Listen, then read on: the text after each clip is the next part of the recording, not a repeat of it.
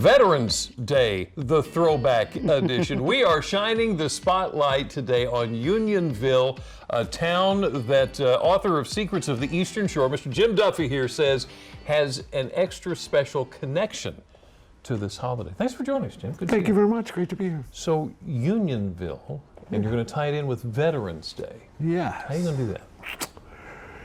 If you are going from Easton in Talbot County towards St. Michael's, Okay. one of the first things you come to is a light called Unionville Road. Right. If you turn to the right there, you go over the Miles River on a big bridge, and you come very quickly into this little quiet, town along a 2-lane road, perhaps a dozen houses. That is Unionville.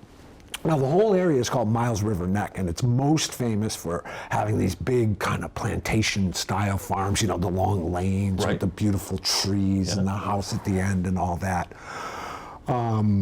When those places, back in slavery times, the road would not have been a quiet place. It would have been full of noise and wagons and kids playing, because Unionville Road was where both free and enslaved blacks lived. Everything changed as the Civil War came along. Well, one thing that changed is a guy named Ezekiel Kogel moved there in 1856. And he bought a 300-acre plantation that was in terrible shape. The main house had burned, the farm fields were all exhausted, but he fixed up a little part of the house and he moved in there. He had moved from Delaware.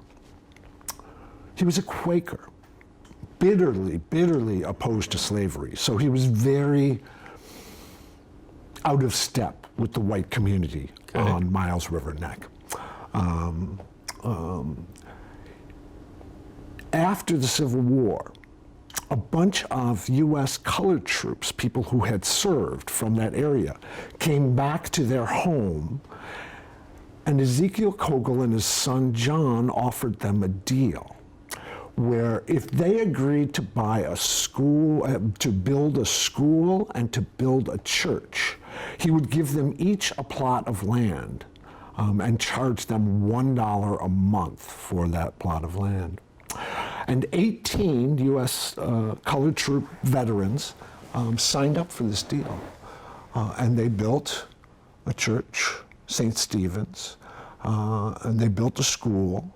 And that is the birth of Unionville, is through these guys who are kind of straight out of the Denzel Washington movie, Glory. Oh my goodness. Yeah, and it wasn't Unionville before, but it was after they built these? After they built it. So it wasn't until like 1877 that people started calling it Unionville in honor of these Union troops who had built it. And most of those veterans are buried in the graveyard today behind St. Stephen's Church, which is the only church on the road, and you can pull up there and there's a little historic marker honoring them.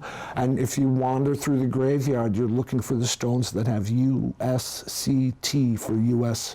colored troops on them to honor their service in support of freedom and our country. Wow, that's amazing. And when you reference Denzel Washington movie, Glory, Glory is the movie about the movie those about troops. The colored troops. It's really a wonderful movie. Yeah. That's amazing, and you can see that today. Absolutely. Wow, another great story from Jim Duffy. As always, Jim. Thank you. Thank you so much. Goodness.